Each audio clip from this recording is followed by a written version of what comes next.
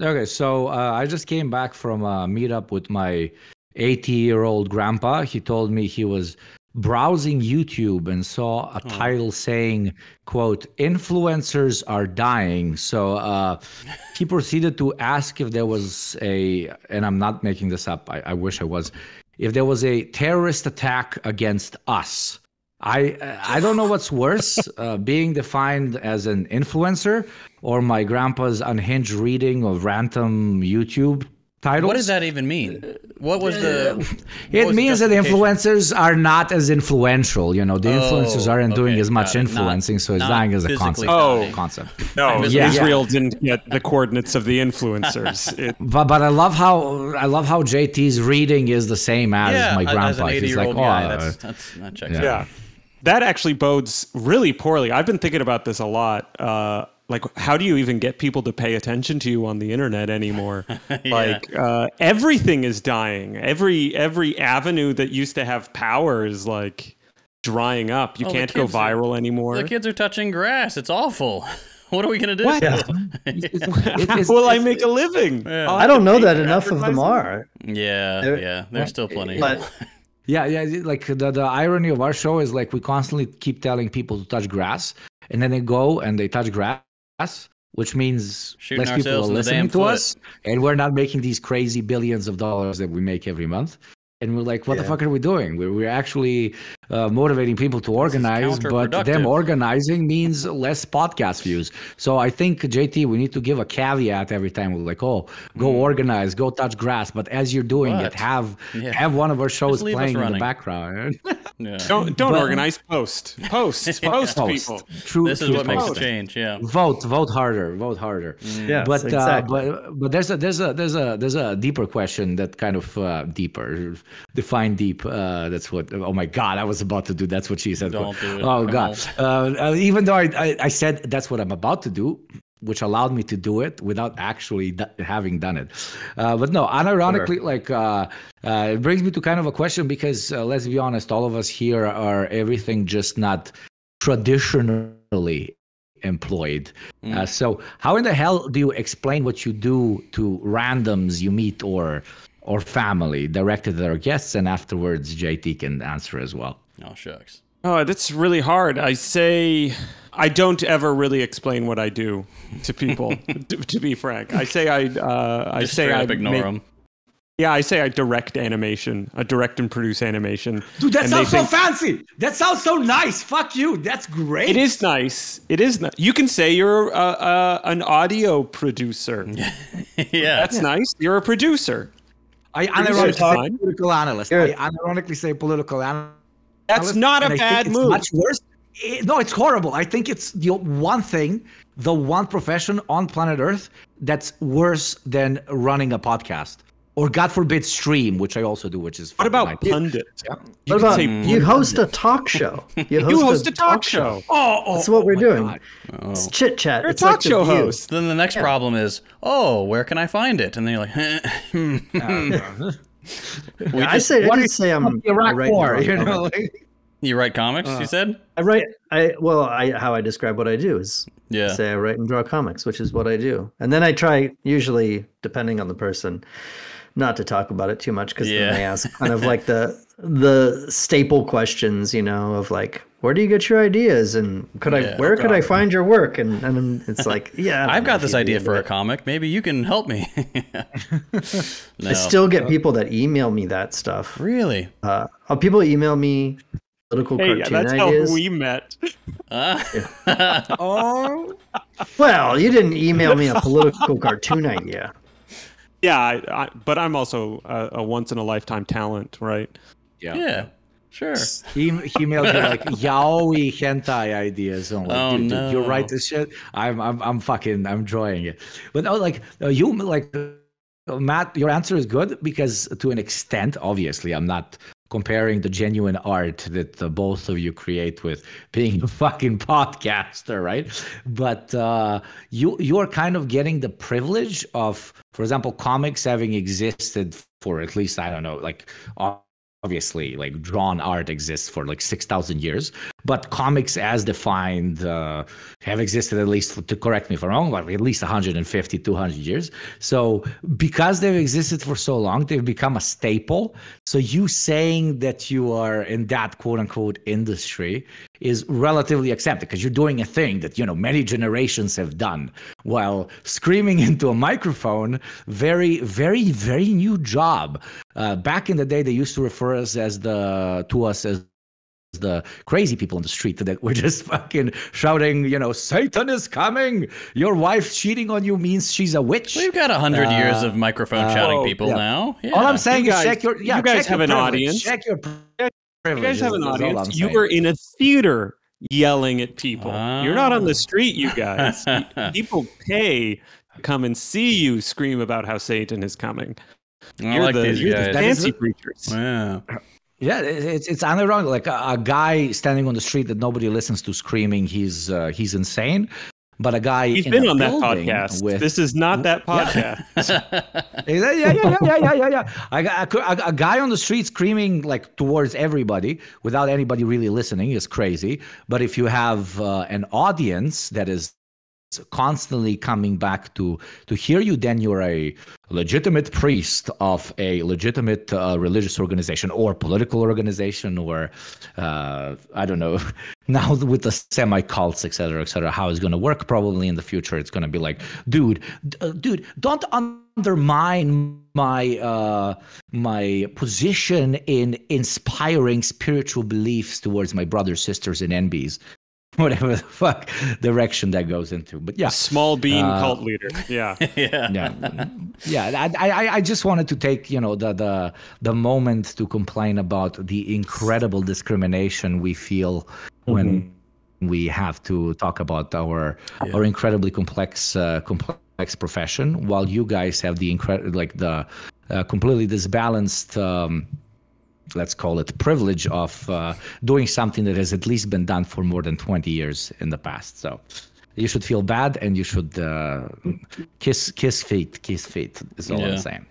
I kiss feet and I self-flagellate on a regular basis. Oh, beautiful. Got one of them. Matt, what's your relationship to kissing feet? Oh, it's too hot for podcasts.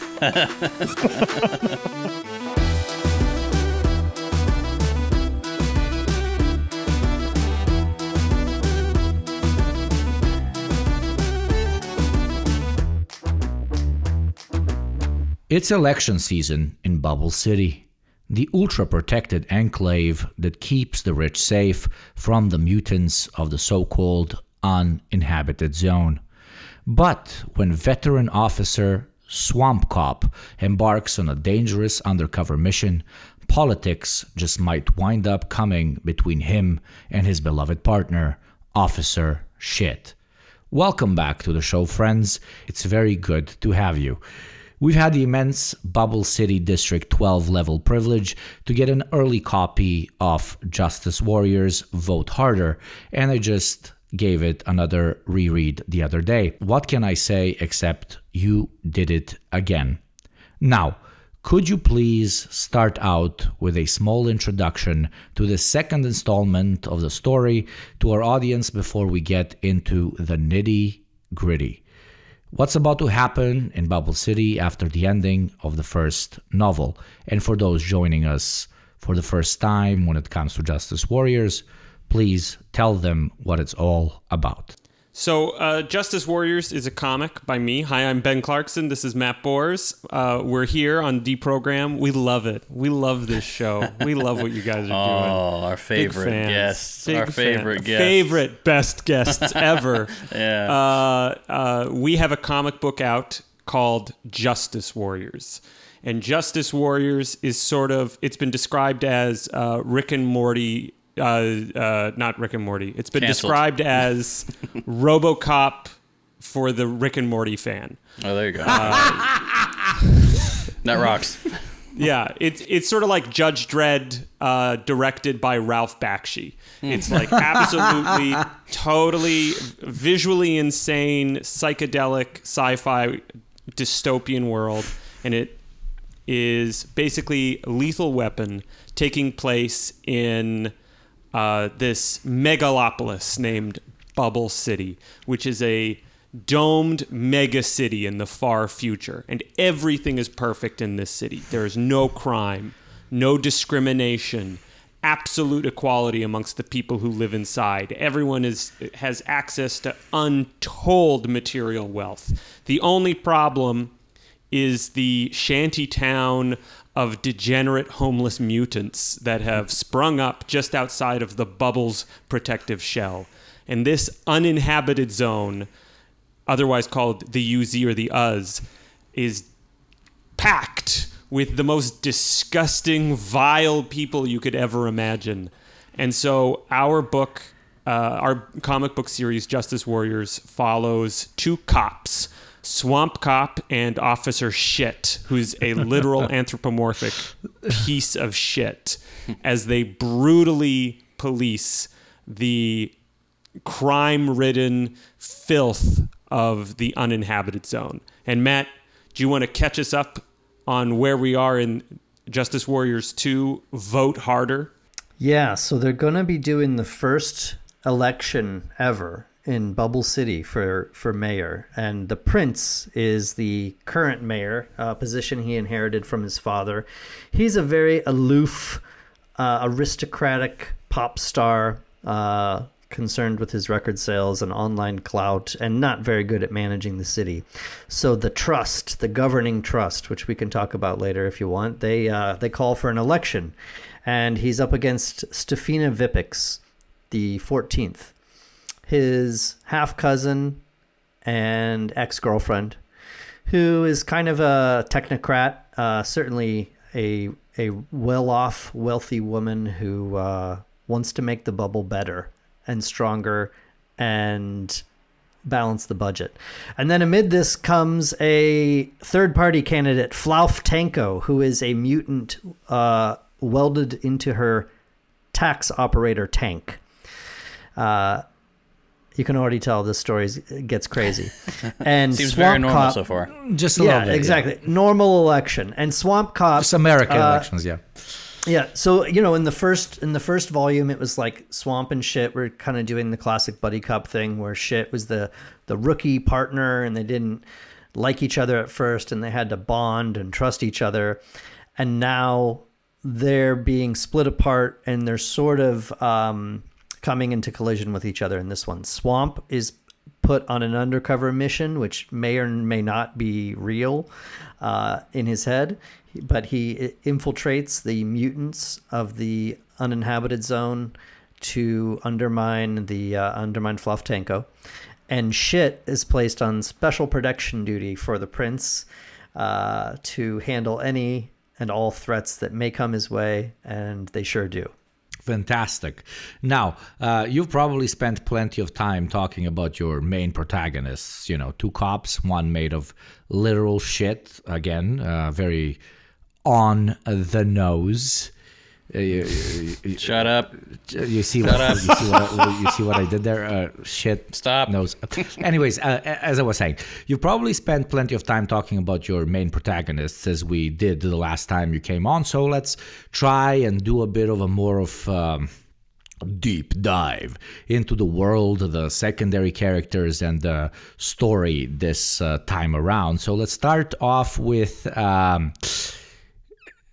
Tell me, why is it a fucking post-apocalypse? What happened? Give us at least a few clues, because I'm the pinnacle of media illiteracy, just like most of our listeners. We can't have open endings or introductions that leave too much to the imagination. I know it was war, but you can't leave us with, just that. I wouldn't say it's post-apocalyptic necessarily. I mean, first of all, it's not like a blasted wasteland, right? It's a ultra-dense, inhabited slum. There, as far as anything that we've shown in the comic, the slum never ends. So Brazil. yeah. Actually, I mean, Brazil is a huge inspiration for the book. But I would, it's Boston. I mean, this is something that, Ben and I have even talked about, which is, is this planet Earth, and is this the future? Are we purporting that this is the future of our civilization. I mean, a reader can assume so, but none of that stuff has been established. What I picture having happened is that the past is mostly unknown, and that the bubble came out of a sea, almost a primordial slum, an endless slum where people had no history and no understanding and no organization politically or socially. Whatever happened before was forgotten, and people are just in survival mode. And then out of that came people who started once again hoarding things, getting property, and gathering themselves into the bubble city. That's what I imagine happening. I like the no history idea, because that's basically the experience of most Americans, is they have no idea of where anything came from, where they are, who they are, how anything arrived at the place it is. So I like that idea. My response, knee-jerk, is like, today happened. Like, what's happening now is what happened to create Bubble City. I like Matt's answer more. That's better. Yeah, there's a before time. I also really like there's a story about how billionaires are flooding, not literally flooding Miami, but also Miami is flooding and falling into the ocean. So I like the idea of people just sort of picking a spot in the slum and being like, we'll build our city there. Yeah. Well, we have talked about, eventually getting to like the origin of Bubble City. And so it would probably be something like that. But that's, that's down the road. That's volume 8 or something. Yeah, let's not get ahead of ourselves. I'm not a lore guy. Like, I know lore is a big deal for comics, of like, hey, let's explore every aspect of this story. Something I really like about Justice Warriors is imagining it as a movie. And for me, it harkens back to that trope of like post-apocalyptic movies or dystopian movies of just like there's a square of text that appears on the screen of like, in the before times, interest rates were high. And that's, for me, all I need to set this story going. Because how we got here isn't interesting. For me, what's interesting about Justice Warriors is the absolute cognitive dissonance of how people act in the book versus what's actually going on around them. I mean, I like both the post-apocalyptic aspect works, and both the, this is just the organic future that we will go towards if, we keep organizing society the way we are doing so right now. But, if one goes with the pure post-apocalyptic thing, to certain viewers, to an extent, it might sound like the reason everything is so fucked up is because society got completely, went into a complete stop. And this is kind of the first manner through which we began to reorganize, because, the ideologies of the past kind of persisted.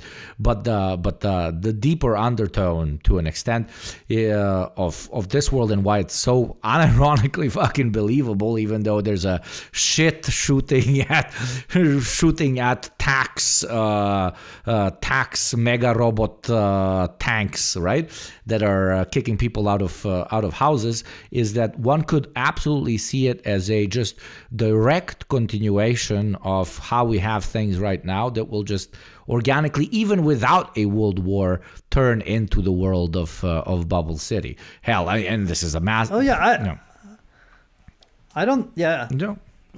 Or maybe we are already living in that apocalypse, right? Depending on the perspective. Yeah. Holy shit! Try not. I didn't get that from it. What? Yeah. Please, Matt. Try not paying your property tax and see what happens. Eventually, they'll show up. I mean, this is where libertarians will often talk about showing you the gun, like how everything is based. Are you familiar with that argument? It's like everything is based on violence and coercion, so we shouldn't have any rules because it's not freedom. But police with a tank, maybe just short of a tank, will eventually show up. And so that's one of our candidates. Yeah, and Prosper, Texas, I moved from Texas recently, but a little town not too far from where I lived got a $900,000 enormous 10-foot tall armored SUV thing. It's like, there's never been a murder in Prosper, Texas. Like, what are you doing here, guys? Well, yeah. I mean, all the more reason. Yeah, and there won't be because of my giant tank. Yeah, let's keep that streak going. Maybe towns with tanks and low murder rates are what we... Now, look at New York City. They don't have tanks on the streets yet, but they're... There's a correlation here. Murder rates low, property values high. That's what we need. Tanks on the streets. All I heard is tanks good, and our audience will absolutely love it because most of them identify with tanks, if you know what I mean. But anyways, yes. We have who understood what I just said understands. So these guys have a literal tanky candidate in the thing. Come on, don't make it. It's actually the joke. In the first volume, there's a dialectical materialist fortune teller, and behind her on her shelf is like a Russian T-39, a little model, and it's bust of Lenin, rather, not Stalin. Love it. So let's talk about the tank and the other two pieces of shit. We have 3 candidates running for election in Bubble City. So please do tell us who they are. We have the incumbent, which is the Prince, who's basically a cross between Prince, artist formerly known as Prince, not because he changed his name, but because he's dead. And it's sort of like he's sort of a cross between Prince and Trump, but he's hot, so he's more Prince than Trump. And he's like a pop star. He's self-obsessed with his album sales. He's like a narcissistic Nepo baby, and he has completely mismanaged this system of Bubble City for his own gain, for his own ego trip. And there's been a vote of no confidence for the first time in recent memory, in anyone's memory. And so he sort of really has no platform other than his own character and his own appeal to space-based laser platforms. And he's already been in power, right? Like he's just he already has been in power. That's why we know you. That's the only reason we know you. Yeah. People know him.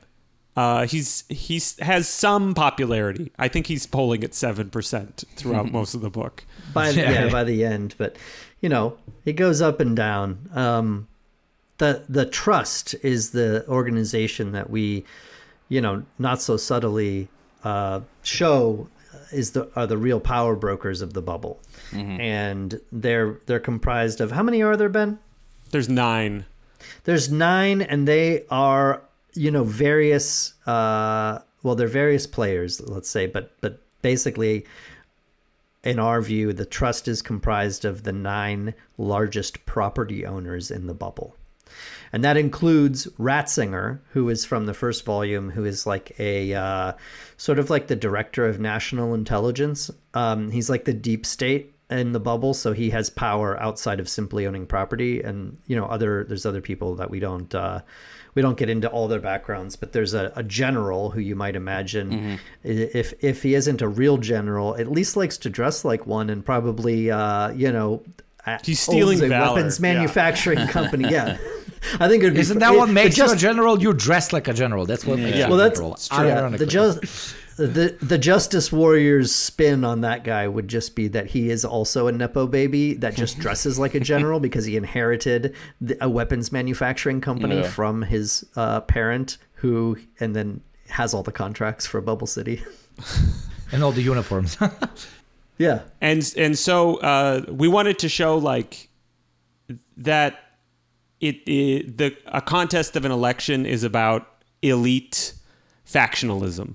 So we didn't want it to be like a call from the bottom creates the election. No, it's literally like a crisis of confidence at the highest level of society creates the election in Justice Warriors. We really like to skewer the idea of anyone really having a voice in the system or having any agency.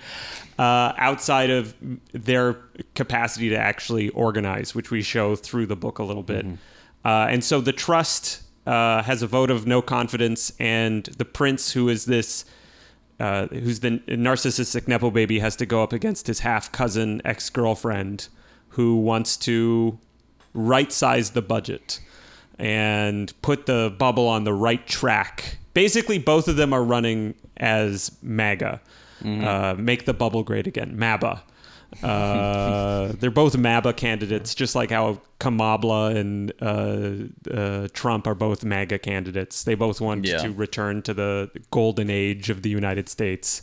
But then we have a third candidate who's a tank and a childless cat woman, which is crazy that we predicted that one. Like, she's literally a cat and a woman who's been fused into this robotic tank body by a lightning bolt. And she feels completely abandoned by the bubble system. She was left to die out in the bubble in the first couple chapters of the book. And she decides that she's going to run for mayor because she has the power of her military industrial body. Yeah, she's a bit like a RoboCop candidate in a sense, although she wasn't you could say she wasn't manufactured for that purpose, but she was a city employee essentially. You know, she is part of the state and a violence worker, you might say, but she's also just kind of that's kind of the jobs you take in the uninhabited zone. There aren't many good ones. So like you do the tax tank, go around and collect the taxes from the rogue homeowners association that she's in conflict with at the beginning, and the lightning bolt kind of serves as an epiphany. Like it gets her woke, basically. The lightning bolt It's a class consciousness bolt. You cannot even get struck by lightning anymore without becoming woke.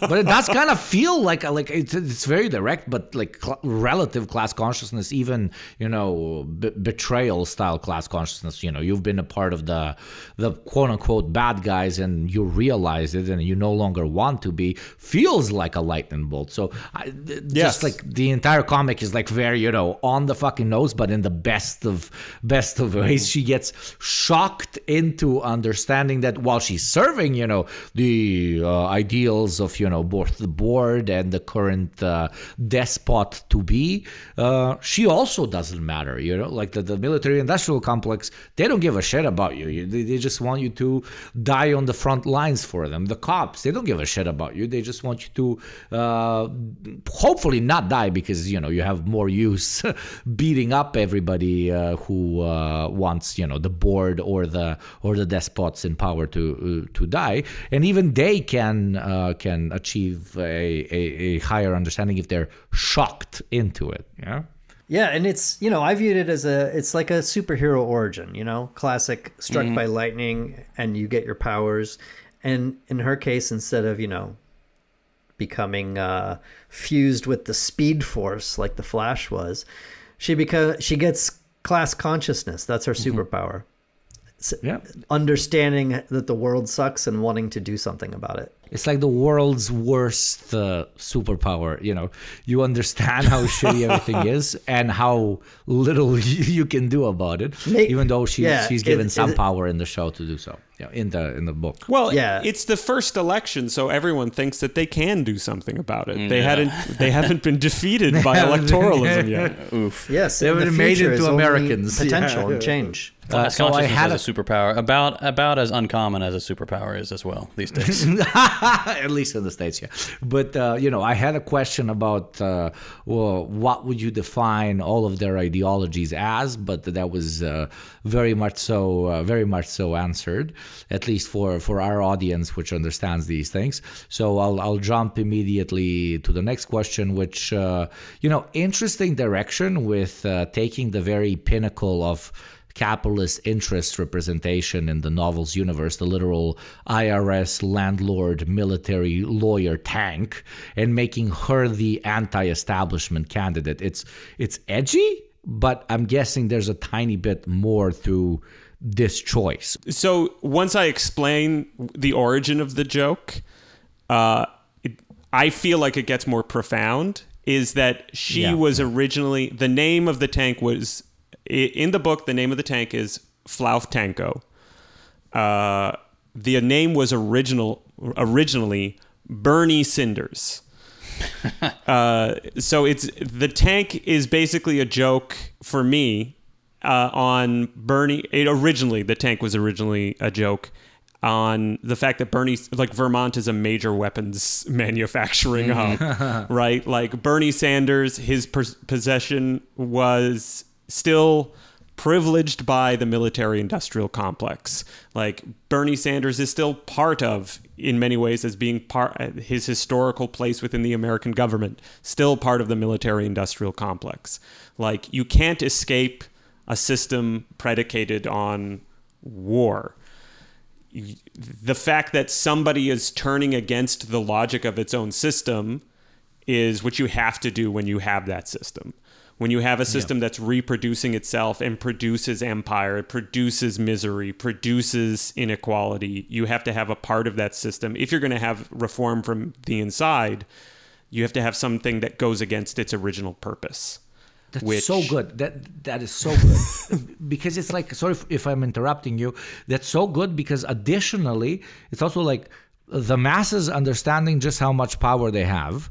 In this case, a literal tank, it could blow the shit out of the bubble. And yet those same masses, because the only perspective they're given towards change is, go vote harder. The title of the novel, and they limit the actual ability by themselves of just how much they could do by completely wrapping themselves in the prevailing ideology or whatever you want to call it of, hey, we might actually have all this power, but we don't get to use it because we need to participate in the mainstream definition of how one gets change. So, it's a little tank that can blow the shit out of things. And at some point of the show, spoilers, it does. Sorry for calling it a show. I don't know. Just the way it reads, it's a literal... It will be it's a literal movie. It's absolutely... It's incredible. I apologize if it kind of, I don't know, disrespects the format. I don't mean it in that way in any way. And yet, it's a tank that can blow shit up, and yet it still reverbs back to voting. Same as to an extent, the Bernie campaign also did. This massive class consciousness, but hey, let's still participate in this thing, even though we know we're definitely going to lose. Yeah, you need to talk yourself into believing the thing that you already know in a lot of ways. Like, hey, the people of the US could just storm the bubble and take it. But it requires, we have a bunch of little winks at this, like one character being like, no, I'll join them when they have more power. Yeah. I'll join them when they're ready. Which is... Matt got that line directly out of a comic, a Wobbly comic, an IWW comic that we saw when we went to go see our editor in Syracuse. He was looking through these old 30s Wobblies comics, and he was like, "This is great. We're putting this in the book." The working class outnumbers the capitalist class. You can absolutely change society. Socialists could change. If people had class consciousness, we could change society. It's just whether or not we can wrap our heads around the responsibilities and the things we'd have to do to actually do it. We have to talk ourselves into it. And the elections have been one of the reasons that the Communist Party of Canada, which I think is a joke, but the Communist Party of Canada runs candidates in elections as a strategy to build capacity for the Communist Party. However, they have major structural flaws that prevent them from going anywhere, so it doesn't really work, which is also for me like a little joke. I like also how you guys made a point of throughout the book, graphic novel explaining how the voting is going to work. It's like, if you live in this portion of the skyscraper, you get this many votes. If you live at the bottom, you get one. It's like, oh, so you're just kind of whittling away at the audience's belief that anything can be changed through the electoral system of Bubble City, and more and more sympathetic. And it's because, first of all, it's an exaggeration of everything. So of course it's unfair, right? Yeah. I mean that the uninhabited zone is even given a vote is something you could imagine being changed. But for there to even be the potential for change, they have to be given a vote. And maybe after the events of this book, that'll be, I don't know that they have to worry about it, because there may never be an election again. I don't know. But in the States, we have the Electoral College, which it's like, everybody says vote, vote, vote. And it's not that I don't think the results of the election don't matter, but it is really that I live in Canada now. I vote in Oregon, which is, my vote is not counted the same as another vote, as a vote in a swing state. You have everybody sitting around waiting to see how not just swing states are going to vote, because those all go to districts. Most of the districts are actually solidly red or solidly blue. So what you're really talking about is swing voters in swing districts of swing states decide the fate of the Supreme Court and of everything.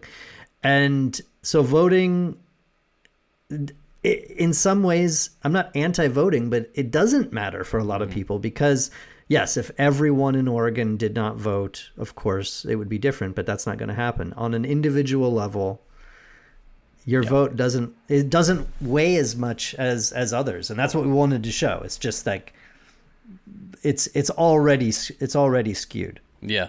And there's an optimistic undertone there, because even though somebody from District 12, 11, one voter has like thousands of votes worth of power, there's so many people in the bottom district, and even the outside of district, if we can call it district, that if they all participated, et cetera, it would still be more than the thousands upon thousands of votes that the small minority of the absolute elites puts forward. And there's literally nothing wrong with the idea of democratic participation, and the idea that if we all sit and we actually participate, things could change. But as the novel shows, and as modern neoliberal late stage capitalism shows, everything is designed so that it stops the people from the lower districts from participating, which would be a decent enough argument to show that the way voting works in this system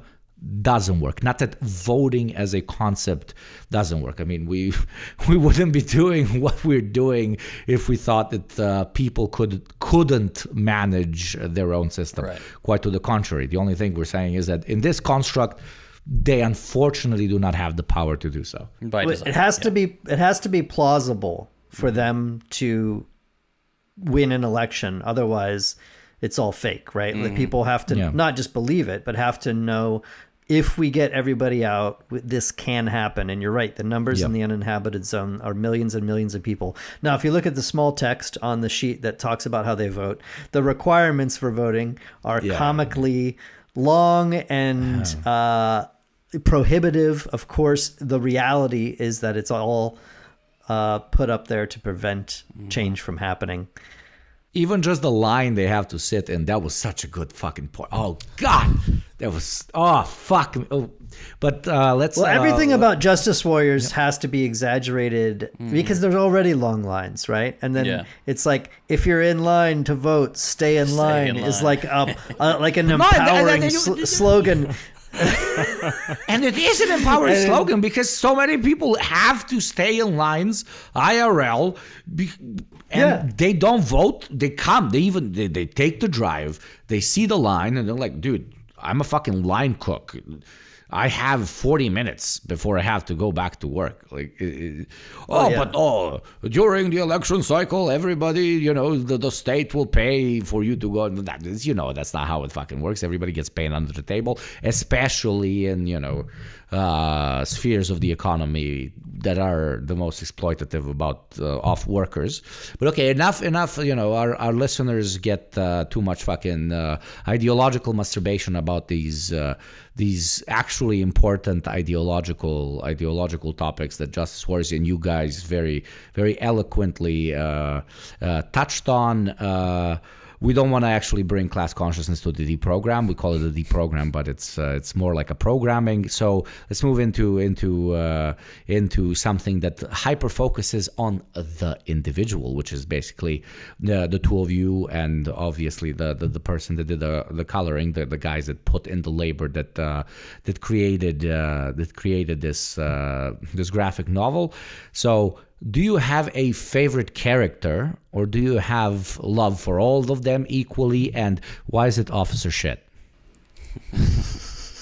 I do love Officer Shit. I appreciate that everyone likes Officer Shit. We get the most amount of fan art for Officer Shit.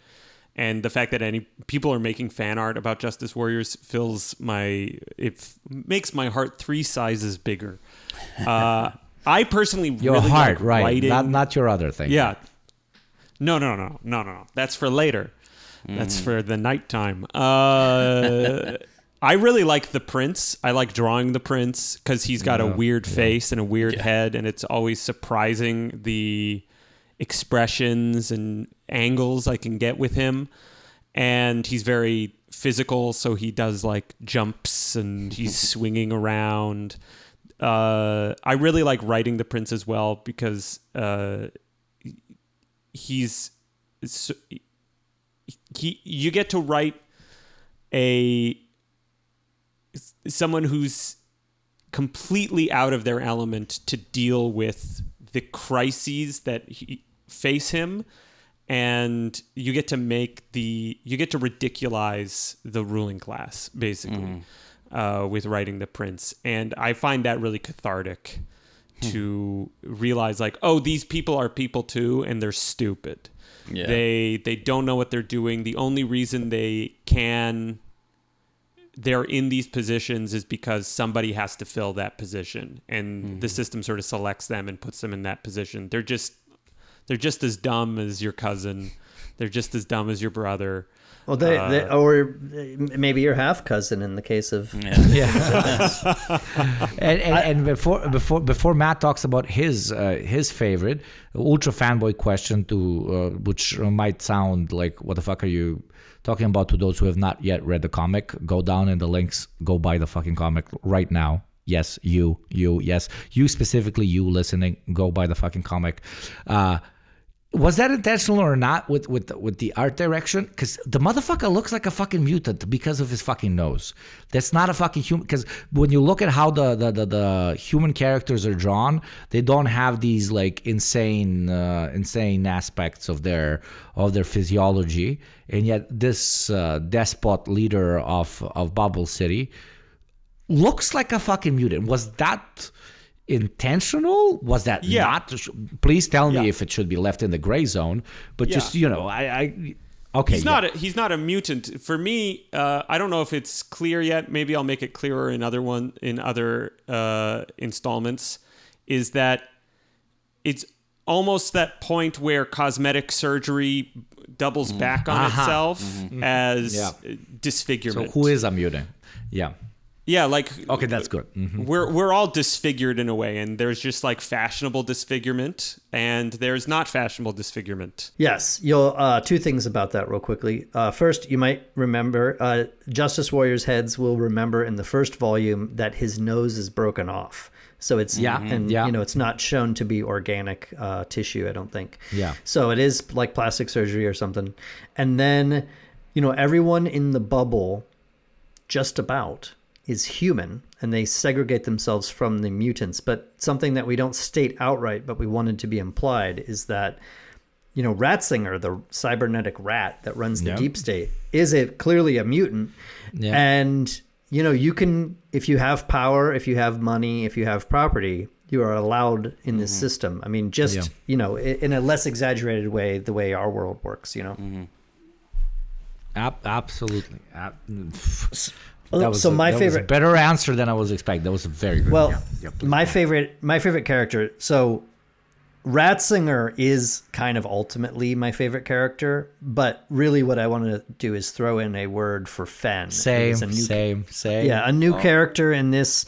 So she is a bog girl, a bog mutant, and is a, you know, genuine activist, an earnest activist in the Uz for Fluff Tanko. And when Swamp goes undercover, he and her get entangled in a relationship, and she becomes increasingly radicalized. And she is, you know, one of the character, or she is the character really, she's not a candidate and she's not a cop. She is maybe the most relatable in the sense that she, you know, she wants change. She's tired of the system, and she becomes increasingly frustrated with the inability to achieve that change, and becomes, you know, increasingly radicalized as the story goes on. So you mentioned Rat Boy previously, which leads us perfect direction for the next question. You know, same as in the last episode, we were introduced to the board, basically the cabal of interests, both state and capital, that dictate what actually happens in the city. We've got a general and imperialist-looking dude, and a fucking aristocratic cannibal rat with a brain jar on his head. Tell me about the inspiration for this character and what's fear of the bubbling bubble city economy he's supposed to represent. By the way, my favorite character. He's sort of there's a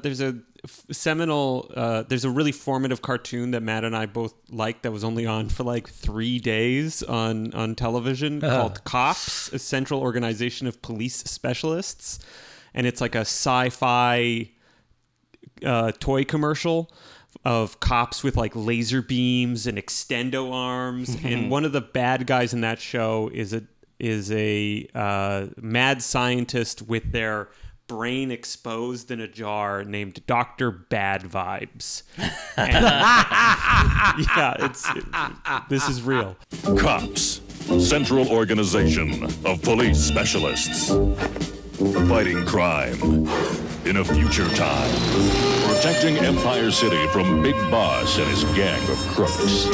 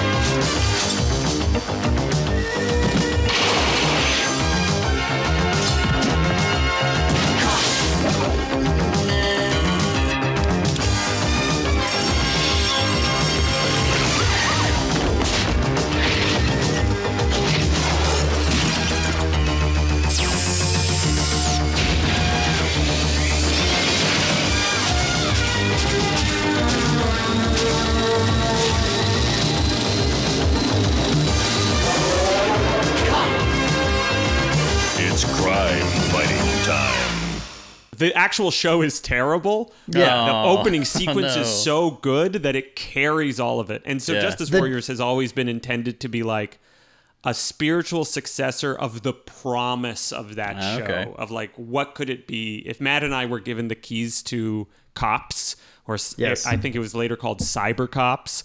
What would this be? And so we made a character based off of some of those character aspects of Dr. Bad Vibes, but crossed with like a ratized mutant version of Splinter from Teenage Mutant Ninja Turtles meets Mickey Mouse. Becoming like basically Donald Rumsfeld. Running... Thoroughly repulsive character. Yeah, just like the scum of the earth. Yeah. It's just these two white boys undermining a hard-working rat, climbing the ladder and proving his position in the hierarchy, which should show to everybody that as long as you work really hard, cannibalize your sisters and brothers. That was the mother. The mother. He didn't need any of the siblings. What do you think? What did he do later with his other 700 fucking siblings? You know how many fucking kids a rat has? Okay, developing lore. I can't wait to get Ratzinger lore going, because Ratzinger doesn't get a lot of screen time, but he is he's a significant character, very powerful, and so far, if you really look into the story, he's a major player, right? He's the key to all of this. We've never had a character as funny as Ratzinger. Fucking sick. Are we gonna get an installment just on him, or is he gonna? I'm sure he's gonna play a bigger role in the coming. He's already playing the biggest role. Yeah. There are endless Justice Warrior stories to tell. We would love to, focus in on all the characters for their own, like a single issue or their own thing. Nice. I would love to do a Chief story. We hope to do Justice Warriors forever. So, I'd love it. I want to do more with Ratzinger. I love him. Nice. That's why I would. There's two reasons why I really want a TV show for Justice Warriors. One is that we can bring these images to a wider audience, because I think that people really respond to Justice Warriors, because I think that we're addressing a social anxiety that's very present, but that never gets depicted. Just by riding the wave of the decline of America, we're able to, people are really paying attention and latching on to it, because I guess people are very desperate to see their world interpreted and be given tools to interpret their world. And then two, it's a machine for telling stories. Matt and I have talked about this a lot. Is we could do an origin story of the Chief. We could do just Prince episodes. We can do Ratzinger episodes. We can do so much with it. The characters are really full. Yeah. And the potential is really there to do a lot of stories. But then at the end of the day, you got to make it a good story about people's lives. Ratzinger is only as interesting as as much as he's only interesting in the sense that you can understand him in a relationship to your own life and your own struggles and things that you worry about and your experiences with the state, the police, the NSA. I love him listening in on everyone, and that being a plot point. Maybe he hears that he's not getting a birthday party this year, and he's very upset about it. So you mentioned a TV show a couple times. Is that feasible? We'll see. If a streamer or a studio is willing to do it, then it's totally feasible. That's cool. They have to be willing to promote something that's a little bit weird, but I think that there's totally an audience for Justice Warriors. There's an audience for the comic, and I think there's more and more adult animation. It's certainly not a new concept, but we really hope to do it. That's sick. Have you guys sent out any feelers yet, or is this all maybe one day kind of thing? There's a process that's happening. We can't. I don't want to talk about. Yeah, sure. There are many processes. There's many toes on the ground. But yes, we are pursuing it, and we'll try our hardest to make it happen. That's awesome. Monday. To help keep the prince in office, we're streaming 24 hours of pranks. Explore it. Pay for pranks. Tuesday. We have been shadow banned by the elite due to the transformative power of stunts. Accounts restricted. Wednesday. 5 key things that make Stafina the best choice. Click if you disagree and sign up for the rare Whippix merch drop. Thursday. I wanted to address the allegations that I pocketed money from the Whippix crowd crypto. These are absolute lies from Prince bots. I'm basically poor, fighting the lies. Friday. So I recently discovered that I have a mutant relative on my mom's side. A lot of bubblers don't get us freaks. That page made me so disappointed and angry. I hate that so much. Let me finish it. Let me finish it. My mutant journey, day 1. Saturday. To help get Tanko in office, we're streaming 24 hours of pranks. Splort. Funds for fluff. That guy gets the wall. I hate that guy so much. Oh no! Shut the fuck up! You don't know what I'm up. You didn't read the fucking question. Yeah, okay. I'm fucking with you. You're not yo, motherfuckers. Motherfuckers. As a proud representative of the Content Farm, the program corporation, I must say that page hurt me. And to think we had you on our show. What do you have to say for yourselves? Good. So this is a backup page that I do. In between each chapter, there's like one-page comics that are, it's basically media reaction. Some of it's like cable news pundits, and this one is like an online influencer. But yeah, man, I mean, we're just sending up everybody. You know, this is what people do, though. It's just like, I mean, I wouldn't take it personally unless you are someone who like switches your allegiance, based on which way the trends are going. It's so good. But that's what people do now. And the way the algorithm drives like the creation of content where people who will just start doing stuff because it's in the news or because people are talking about it. So that was just, our version of a, well, I guess he's a bubble influencer, not an us influencer, but yeah. Yeah. Usfluencer, yeah. It happens every day. There was that guy on YouTube, the completionist, who was like, "Oh, sorry, we stole the millions of dollars that you gave to a charity for the disease that killed my mom." Class act. Whoopsies.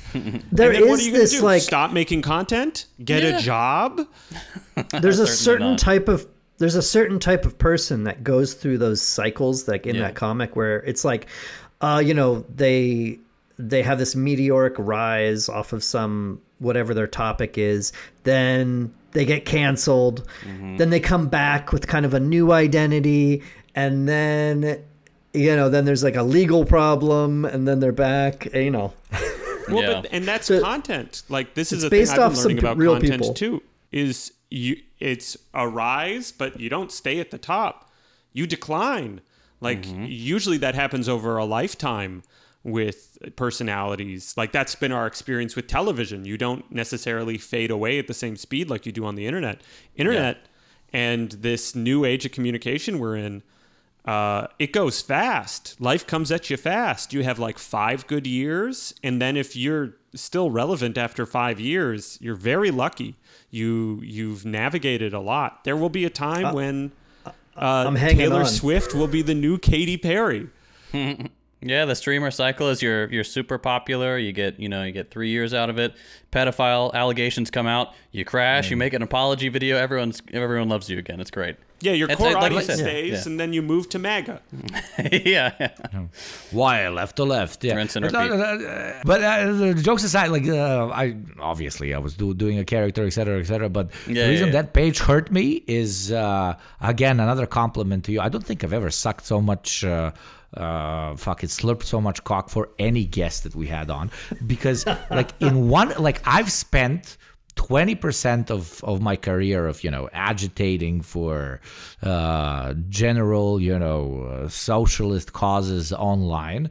I've spent like 30% of it trying to, because it's a new thing, trying to define the main issue that kind of plagues the so-called leftist funnel online, with like theory, with 30-40 minute fucking videos, with countless streams, etc., trying to explain to people what not to do, and what the big problem is with both the profit motive, which pushes you towards just garnering an audience that in no way gets quote unquote more enlightened, and quite to the contrary, just becomes a small cult that you can milk money out of, and how that's the biggest problem of anybody who's quote unquote in it for the cause online. And Just a single fucking page, motherfuckers, and not even in any way an important page, a little ad in between the chapters, panel. and you explained it perfectly. That's why I was triggered by it, because it explains pretty much the whole fucking thing without having the need to say too much. But there are pages where you did say too much, specifically page 76. There's a sex scene. There has to have been a conversation on whether to include two swamp monsters laying it on each other, and who was the literal spawn of Satan that chose to keep it in. Okay, so I'm going to push back on this, because this is actually really important to me, and this is the structure of like. Okay, I see who wanted it. Okay. I want to see that little catfish. Yeah, baby. I want to see that catfish strange. I want to see that swamp cock. Swamp cock. That's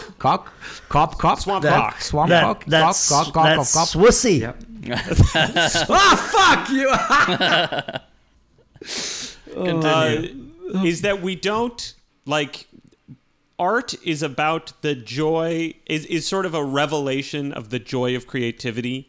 And it's also about the creativity and joy of the reader, right? Mm-hmm. Because there was no joy in me reading that. No. What I mean is, there's nothing directly in that page that tells you it's a sex scene. Mm-hmm. Right? There's no penetration. Yeah. There's nothing technically explicit in that page, and we do it creatively. How we depict this moment between these two characters, I think, is actually pretty novel in the book. How we chose to show it, and that the reader, through the process of seeing this novel layout of images, creates the story in their heads like, oh, they made love. They consummated their relationship. That is the whole point of participating in art, is to put an idea in your head, is to translate something that is not explicit. It's the understanding of images. It's the interpretation of things for yourself through presenting yourself with images. And I think that is structural to what we try to do in Justice Warriors, is we try to show you, like you were talking about with the other interstitial comic, is that we try to illustrate the world. We try to illustrate what's happening around you, and then you're there to fill in the gaps, and you're there to think about it. It's just now we've gone further with it as a storytelling tool throughout the whole book. So I don't think it's a sex scene in the sense that it revels in people's bodies. In fact, the body that you get to see, well, you revel in Swamp Cop's body. But who wouldn't? It's not explicit. It's quite artful and tasteful. Well, exactly. I mean, it's similar to Olivia Newsy sending nudes to RFK Jr. It's demure photos only. And I think, like Ben said, I mean, we did have a lot of discussion about what are we showing, but like what are we doing? Limited edition with cocks and pussy involved, maybe. Well, because it's like Ben said, you cut. It's about consummating their relationship, right? Mm-hmm. So now it's like he's in too deep. They have feelings for each other. Oh. It is obviously implied that they have sex, but I would actually, and it's fine if the reader views that, I would actually say that if you held a gun to my head and it made me explain the lore, I would say they don't have sex and that Swamp never has sex and has never had sex. But that's not a view that is necessary to impose on the reader. You know what I mean? Like I don't, everyone doesn't have to, if it was, then we would have written it as like, no, Swamp doesn't do that. But also sex isn't only one thing. Sex is a lot of things. Mm-hmm. You don't have to have penetration with genitals for it to be a tender physical moment between Don't come at me with that straight cis stuff. Heteronormativity. Patriarchal this is heteronormative cis. This is the teaser right here for the episode. This is bog.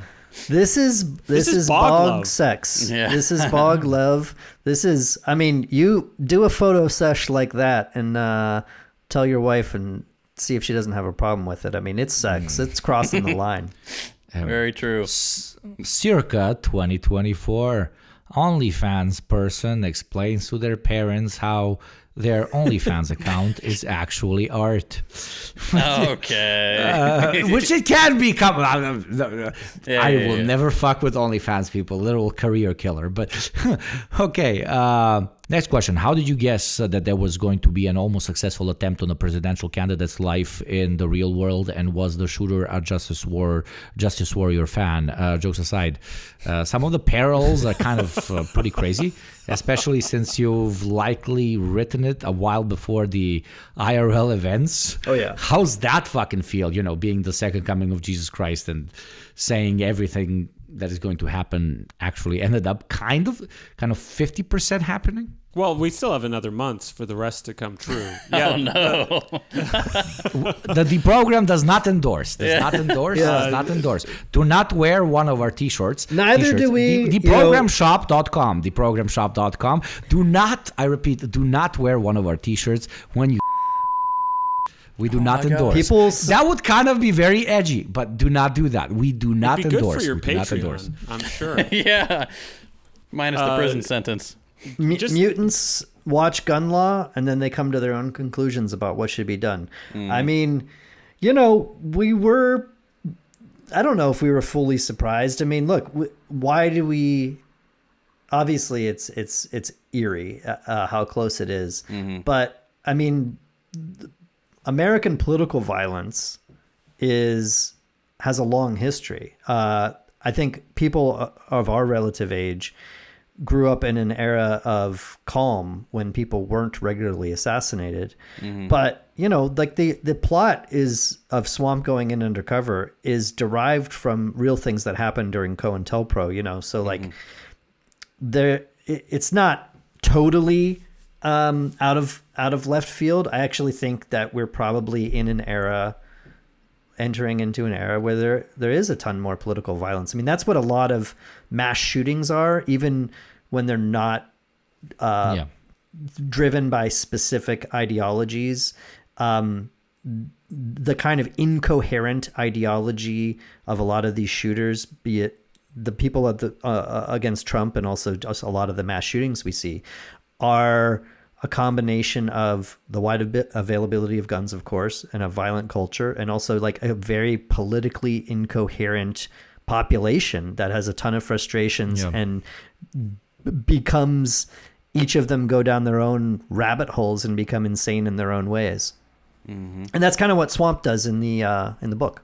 Spoiler alert. So when talking about the wider Justice Warriors universe, which I do hope ends up explaining, by the way, if you need an incredibly underpaid communist worker that is very ready to be underpaid to participate in any way, I am now giving my pitch, immediately throwing my book into the thing. The jokes aside, Bubble City doesn't seem to be, no jokes, Bubble City doesn't seem to be the only city in this expansive universe. Do we know anything about the other ones, or are you just going to continue blue balling us? It all depends on if we have like a good story, because at the same time, like I like cringe at lore. I hate lore because for me, Justice Warriors needs to be like, it's already crazy, and that's going to scare people off. I want it to be accessible. That being said, we absolutely have plans for like all sorts of different places. We were talking about sending them to do like interstellar crime the other day. They could get abducted by aliens and solve crimes in space. We could have crossovers with other comics. They could murder the Teenage Mutant Ninja Turtles. Oh yeah, that would be great. That would be great. You know, Starfish City has been mentioned in both volumes, and we allude to even more cities in this volume, but just in passing. So I don't even know that it's been said outright in the text yet, but this world is called Mega World, and you know, we haven't explored beyond Bubble City. Most of the stories will take place in Bubble City, but yes, I can definitely see doing different cities. We have some ideas. I don't want to spoil them because it's just getting into like theoretical. Fair. Yeah, we're definitely as long as it's good. Like we're doing science fiction as political satire, right? Mm-hmm. So as long as the organization of this place creates an elucidation or an illustration within the reader's mind that lines up with something that we want to say, then sure, we're going to have other cities. If we can't think of a worthwhile story to tell, no. It all comes down to like good storytelling, a good experience for the reader. Mm-hmm. And yeah, it's about stories, and it's about understanding stories and telling yourself a story that helps you understand the world around you. The sheer aesthetic individuality of every character on screen is absolutely insane. Every crowd has tens, sometimes hundreds of different NPCs, for the lack of a better word. Any tips on how you can milk so much creativity? It looks mind-numbing to me, at least. Also, I expect a JT and Ugopnik character somewhere in the crowds in the next installment. I was promised one right now, but I will live with that disappointment. For all that dick sucking, I'd say you earned it. Yeah. He did the most. Motherfucker. But it's all Ben. I mean, I do some backups and draw weird mutants, but I mean, Ben is taking this stuff to just an absolute freakish level of detail and personality in the city. Yeah, it's I don't know how to be honest, it's like, how do you play that jazz piano so well? I don't think humble bragging. You're just kind of a sicko. Yeah. I'm just a sicko, and also like it needs to be big crowds because it has to have stakes. There needs to be people. You're making a book about the people who are left out of something. You have to show them. You can't just show the main characters, because the stakes of the book are not just the main characters' feelings. There's this society, there's this slum, and the novel thing we do is we depict the slum. Like if you watch a cop show, they're like robbing a mansion. They don't rob a homeless guy, right? Yeah. So we need to show all of these characters, and we need to show little snippets of their lives, and we need to make them realized. And so they have to have each one of them a character design. They have to have a good silhouette. I have to give them the same treatment that basically any other character gets. Mm-hmm. And at a certain point, your brain just turns off, and you're drawing little freaks for 5 hours. Living the dream, truly. Sick. And coming towards the conclusion of today's episode, I would genuinely love nothing more than to discuss the ending, because it's to an extent open to interpretation, especially with some of the last lines from a character that's going to feel very relatable to our audience. So I guess I'll ask one of those kind of big no-nos for artistic people such as yourself. At the risk of getting virtually beheaded, what do you want Justice Warriors to develop into? Satire on steroids of decrepit late-stage capitalism, a graphic novel guide to class consciousness, a cynical, humorous depiction of the status quo and our future, a bit of all three, or something completely different? I think all three. I think a collision of all of those things has always been structural to the idea of what Justice Warriors is. It's a satire of how we talk about the world, how we the voters, the decision 2024, whereas it's already like the energy policy of Kamala and Trump are the same. The markets are going to decide how much oil is consumed. Like the decisions have been made, and yet we talk about the people having a voice, and all we're doing is talking about the horse race. For me, it's always been about the discrepancy between how we talk about the world and actually what the world is. That's the basis of dialectical materialism. And to basically do a comic that's always doing a joke about what dialectical materialism is, which is you have characters playing along as though it's Lethal Weapon. They're taking it deadly seriously. But then it's a ridiculous world where everything is wrong, and why are they trying to save it? Yeah, and to, your point about, I would agree with Ben and everything you said is what we're trying to accomplish. It's like we're I think when you're asked as a creator, what you want to do and what does the end mean, it's like, it's hard the point of creating something that's meant to be read and interpreted by someone else is that they, to a certain extent, come to their own conclusions. Obviously, we are writing a story with a purpose, but that doesn't mean it has one single definable meaning that you can boil down to a sentence or a cheap moral, like, I don't want to spoil the end, but it is like, the things that Fen do and the things that Swamp do or say, we want people to think about, like, there aren't easy answers for our own society, right? Like, to what extent does electoralism affect things, and to what extent does it? Should you do something else, or should you not? Because you can't change the entire world because you're only one single person. So what do you do with that desire that you have and your frustration that you have to want something? I think Swamp Cop decides to be a cop and not care about consequences to other people. But so I don't know. Even if you blow up the president, like, the system is capable of absorbing that. You could do the biggest thing you could possibly do. It doesn't destroy the system. It's just absorbed by it, because the system is not a single person. It's not a single city.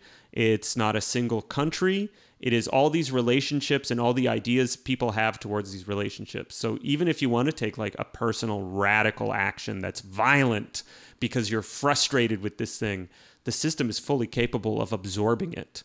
Well, I was just going to say that's what's kind of interesting about these shooters trying to get Trump. It's, they're, I guess, I wouldn't even say that they're trying to stop Trump from like the liberal point of view of like, if he gets in, it's going to be fascism. They're actually like, the first guy is kind of like just a incel loser who was gonna, trying to figure out something to shoot up to get his name in the paper. And Trump was coming through town. This was his best shot, I don't view him as much more than that. Absolutely. And I was going to have like a relative outro towards what Justice Warriors is trying to say, but the last two monologues by you guys covers it much better than what I or anybody else could put into words. So I would invite you to please tell our audience, other than just saying, links in bio, which there's obviously going to be links in bio, where they can find this brilliant piece of non-fiction work. And I would like to thank you for coming on. Yeah, it is. Yeah, thanks. The book is available wherever books are sold, in comic shops and bookstores and online retailers. Grab it and check it out, and then see what you think of the end. Yeah, it's good. We're really proud of it, and if this episode was something that you enjoyed listening to, I think you'll enjoy the book. Oh yeah, fantastic. So the same way that District 12, 11, and 10 supporters are more important than everybody else, we would like to thank our dear, dear patrons, because they are more important than all of you. Thank you very, very much for supporting the show. And if you would like to join District 12, 11, or 10, please do consider becoming a patron of the show. We are a very hardcore apartheid regime here on the D program. And on top of that, seriously, I said it like 10 times during the show. I've genuinely never done this with absolutely any guest. Go and check out Justice Warriors Vote Harder through one of the links in the description. Thank you very much for joining us. With all that being said, this has been the D Program. I'm JT. I'm Yugopnik. I'm Ben. I'm Matt. Vote early, vote often, vote with your dollar. Because if you're like me, you've got more than one. Yeah.